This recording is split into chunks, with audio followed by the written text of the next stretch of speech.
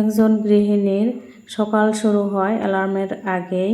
রান্না, বাচ্চাদের স্কুল, ঘর গোছানো থেকে সংসারের হাজারো খুঁটিনাটি কাজ সামলাতে আমাদের কিন্তু দম ফেলার সময় থাকে না। তো অনেক ব্যস্ততার মাঝেও পরিবারের মুখে হাসি ফোটাতে নিজের সবটুকু উজাড় করে দিই আমরা মেয়েরা। তারপরেও কিন্তু মাঝে মাঝে আমাদের কিছু কথা শুনতে হয়, তো সেই সব কথা তখন কিন্তু আমাদের অনেক কষ্ট হয়। তো সবাই কিন্তু সেটা আর কি বুঝে না। তো আসসালামু আলাইকুম, সবাই কেমন আছেন? আশা করি যে যেখানে আছেন সবাই অনেক বেশি ভালো আছেন এবং সুস্থ আছেন। আলহামদুলিল্লাহ আমরা অনেক ভালো আছি। ইনায়ামুজ ব্লগ থেকে আরও একটা নতুন দিনে নতুন ভিলেজ লাইফস্টাইল ব্লগ ভিডিও নিয়ে আপনাদের মাঝে চলে আসলাম। আশা করছি ভালো লাগবে। ভিডিও শুরুতে একটা লাইক চেয়ে নিচ্ছি, একটা লাইক দিয়ে পুরো ব্লগটির সাথে থাকার অনুরোধ করছি। আর যদি আমার চ্যানেলে নতুন হয়ে থাকেন, আমার চ্যানেলটি সাবস্ক্রাইব করে পাশে থাকা বেল আইকনে ক্লিক করে অল অপশনে ক্লিক করে রাখবেন, যাতে আপনাদের সময়ে সুযোগ মতো আমার ভিডিওটি দেখে নিতে পারেন। তো আজকের ভিডিওটিতে থাকছে একজন মা বা একজন গৃহিণীর সারাদিনের ব্যস্ততা। তো আমি যেভাবে আর কি আমার কাজগুলো আমি করি সকাল থেকে একদম সারাদিনই কাজ থাকে, কিন্তু তারপরেও কিন্তু আমরা সময় মতো আর কি সমস্ত কাজ গুছিয়ে নেওয়ার চেষ্টা করি। তারপরেও কিন্তু খুঁটিনাটি কাজ কিন্তু সব সময় থেকেই যায়। তো এই সারাদিনের কাজ কিন্তু আমি 12টার আগেই আর কি আমি করার চেষ্টা করি সব সময়ই। তো যাই হোক, এই সকালবেলা আর কি বাচ্চাদের টিফিন রেডি করলাম, সাথে কিন্তু রান্নাও করে নিছি। তো আজকে রান্না করছিলাম ডাটা, আলু, তারপরে হচ্ছে কাঁকরোল, কাঁঠালের বিচি দিয়া মাছ দিয়ে রান্না করে নিয়েছিলাম। কাঁঠালের বিচি দিয়ে আমার কাছে তরকারি রান্না করলে অনেক ভালো লাগে খেতে। তো ইনায়ের আব্বু আগেই চা খেয়ে নিয়েছিল। তো আমি যেহেতু রান্না করতেছি সাথে অনেক কাজ, তো ব্যস্ততার মাঝেও তারপরে একটু চা খেয়ে নিয়েছিলাম। ইনায়কে নিয়ে যেহেতু স্কুলে গিয়েছিলাম তার জন্য। তো ইনায়কে স্কুলে রাখে আসে কিন্তু আমি ডাইরেক্ট আর কি কাপড় চেঞ্জই করি নাই। তো ভাবলাম যে উঠানটা আগে ঝাড়ু দিয়ে নেই। তো ঘরের কাজও করব, ঘরও এলোমেলো হয়ে রয়েছে, আর ঘরগুলো মুছে নিব, রুম মুছে নিব, রান্নাঘর মুছে নিয়েছিলাম। তো যেহেতু উঠানটা অনেক লেত্রা হয়েছে আর রোদ এখন অল্প কম আছে, তার জন্য কিন্তু আমি ভাবলাম যে আগে উঠানটা ঝাড়ু দিয়ে নেই।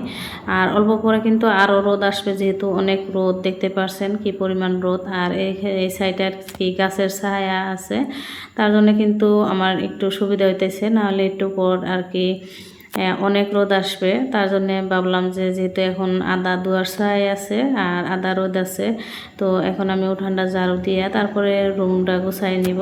তো রুম গোছানোর সময় তো আর কি ফ্যান দিতে পারবো, তার জন্যে উঠানটা ঝাড়ু দিলে তো একটু গরম লাগে। তার জন্যে ভাবলাম যে আগে উঠানটা ঝাড়ু দিই, তারপরে আমি রুমটা গুছাই নেব ফ্যান ছাইড়ে।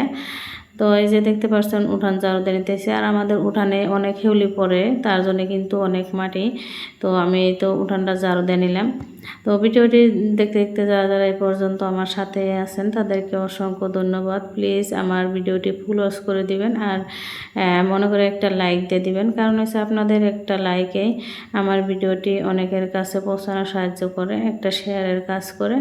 তো আপনাদের কোনো ক্ষতি হবে না, একটা লাইক দিলে কিন্তু আমার অনেকটা উপকার আসবে। তার জন্যে কিন্তু বারবার আপনাদের কাছে একটা লাইক চেয়ে নিচ্ছি, প্লিজ একটা লাইক দিয়ে দিবেন।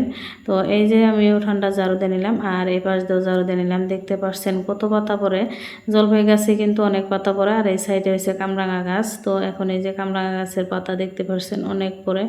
তো আমি সকালে এই যে ঝাড়ু দিয়ে নিতেছি, এখন 10টা বাজে।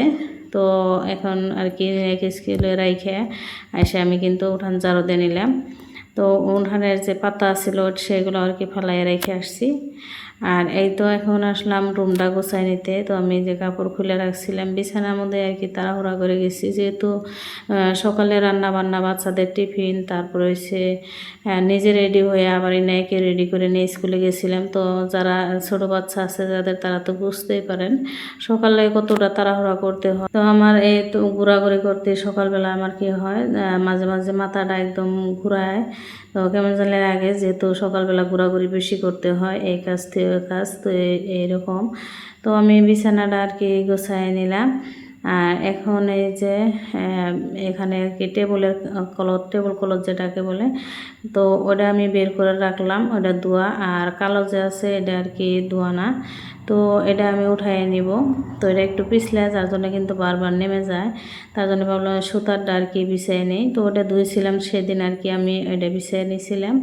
তো এই যে টেবিলের উপর যে প্লাস্টিকের একটা কাভার আছিল, তো এটা ছিঁড়ে গেছে, তারপরেও কিন্তু আমি নিচে বিছিয়ে রাখছি, যেহেতু টেবিলের নিচ দিয়ে আর কি এনে টেবিলের উপর পানি ফেলাইলে টেবিলের ভিতরে ঢুকে যায়, তার জন্য কিন্তু প্লাস্টিকটা বিছিয়ে রাখলে পানিটা আর কি ঢুকতে পারবো না, তার জন্য আমি এটা ছিঁড়াটাই আর কি বিছিয়ে রাখছি।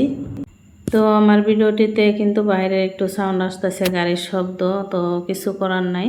তো এখন কিন্তু রাত 11:50 বাজে, তারপরেও কিন্তু দেখতে পারছেন, আপনারা শুনতে পারছেন যে কত গাড়ি গেতাইছে। তো আমার একটু অসুবিধায় ভয়েসটা দিতে, যার জন্য কিন্তু আমার ভয়েসটা একদম ক্লিয়ার আসে না, মাঝে মাঝে একটু সাউন্ড আসে গাড়ির। তো কি করব, দিনেও সাউন্ড আসে আর রাতে সাউন্ড আসে, তারপরেও এখন কিন্তু অনেক রাত, তারপরেও কিন্তু অনেক গাড়ি ঘোড়া চলতেছে। তো এই অবস্থায় এইভাবে আমাকে আর কি ভিডিওতে ভয়েস দিতে হয়, তো কি আর করব। তো রুমটা গুছাই, এই যে আমি রুমটা আর কি মুছে নিতেছি, দেখতে পাচ্ছেন। আর এই যে র্যাকগুলো আর কি ছোটো ছোটো যেগুলা জিনিস আছে ঘরে, সেগুলো কিন্তু আমি সরাই মুছে নিই। আলনা, তারপর হয়েছে র্যাক, এগুলো আর কি সরাই মুছি যখন মুছি রুম। তো এগুলো চিপাই চাপাই কিন্তু চুল দেখা যায়, চুল থাকে বা লেত্রাও অনেক জমা থাকে। তো জিনিসগুলো সরাই আর কি মুছলি ঘরটা বেশি পরিষ্কার দেখা যায়। তো এই যে রুমটা আর কি আমি মুছে নিলাম, দেখতে পাচ্ছেন। আবার কিন্তু এখন এই যে আমি গাও গোসল করে আসছি, তো রুমটা এই যে আপনাদেরকে আবারও দেখাই দিতে আসছি, যেহেতু ফ্যান ছেড়ে গেছিলাম রুমের ভিতরে, তো ফ্যানটা অফ করতে আসছি, গোসল করছি আর কাপড়গুলো ধুয়ে নিব। তো আরও একটা বাজে অভিজ্ঞতাও শেয়ার করব আপনাদের সাথে। তো এক জায়গায় যায় যে এত বড় বিপদে পড়বো কখনো ভাবি নাই। তো সেটাও আর কি আপনাদের সাথে শেয়ার করব, কোথায় গিয়ে আর কি বিপদে পড়লাম আর কিভাবে। তো সেগুলো আর কি আপনাদের সাথে শেয়ার করব, আশা করছি পুরো ভিডিওটির সাথেই থাকবেন। তো এই যে আমি গা গোসল করে আর কি কাপড় ধুতে দিছি, তো আমি যে কাপড় জোড়া পিন্দে আসছিলাম, তো সেটাই কিন্তু কালার যায়, তো আমার মনে ছিল না, তো দিয়ে ফেলাইছি। তারপরেও কোনো অসুবিধা নাই, যেহেতু সাদা কাপড় নাই তাই। তো এই যে আমি রান্নাঘরটাও কিন্তু অফ ক্যামেরাতে মুছে নিয়েছিলাম, যেহেতু অনেকটা দেরি হবে, তার জন্য কিন্তু আমি তাড়াতাড়ি করে মুছে নিয়েছি, নাকি স্কুলে থেকে নিয়ে আসছিলাম। তো একটু আগে যে আপনাদেরকে যে বললাম যে একটা এক জায়গায় যায় আর কি অনেক বিপদে পড়ছিলাম, তো এই যে সেই জায়গায় আর কি গেতাইছি। তো আমরা যাওয়ার আগে কিন্তু কোনো সম্ভাবই নাই যে এত আর কি বিপদে পড়বো, আমি কান্নাই করে দিছিলাম এমন এক জায়গায় যাইয়া। তো এই যে আমরা গেতাইছি, আমার দেওরের যে মেয়ে বিয়ে হলো কিছুদিন আগে, আপনাদেরকে বলছিলাম। তো হলুদের দিন যে আর কি তাদের বাড়িতে গেছিলাম বেড়াতে বিকালবেলা, তো সেই আর কি আনতে গেতাইছি আমরা ফিরানি যেটাকে বলে। তো আমার বড় যা আসছিল, আমার বাইস্তা বউ, তারপরে হয়েছে চাচাতো ননাস, সবাই মিলে আসছে, যে বাচ্চারা আসছে অনেকেই। তো এখানে আসে আর কি দেখতে পাই যে একটা বাঁশের হাঁকোয় পার হয়ে কিন্তু আরও অনেক জায়গা আর কি পানির মধ্যে আর কি হাইটে যেতে হয়, দুই সাইডে পাট ক্ষেত। তো পানি দেখে কিন্তু আমি যেতে চাইছিলাম না, নেরাব্বুকে ফোন করছিলাম, তো ওই নেরাব্বু বললো যে গেছাও যদি দেখে এসো, তো অল্প একটু দূর যাও। তো আমি কিন্তু কাপড় ভিজে আর কি গেছিলাম, কারণ আমার যে চুড়িদার আর কি কুর্তা পিন্ধে গেছিলাম, তো পায়জামাটা উপরে উঠতেছিল না, তার জন্য কিন্তু ভিজে গেছিলো, আবার ভিজে আসতে হয়েছে। 10 মিনিটের মতো পানিতে ভিতরে আর কি হাইটা যেতে হয়েছে পাট ক্ষেতের মধ্যে, তো আসলে তো চরের মধ্যে। আর হয়েছে আরও প্রায় 1 কিলোমিটারের মতো হাইটা যেতে হয়েছে, তারপরে আবার নাও দিয়ে পার হতে হয়েছে। তো এখন সন্ধ্যাবেলা অন্ধকার হয়ে যেতেছে, তো এরকম করতে করতে আর কি অন্ধকার হয়ে গেছিলো। তারপরে ওই যে পাশের দলং আর কি পার হয়ে আরও দুই সাইডে পাট ক্ষেতের মাঝখান দিয়ে হেঁটে হেঁটে আর কি বিয়ে বাড়িতে গেছিলাম। কি আর করো, অনেক দূর আসা পড়ছে যেহেতু, তো এখন তো আর ঘুরে যাওয়া সম্ভব না তাই। তো আজকের ভিডিওটি এই পর্যন্তই, আল্লাহ হাফিজ।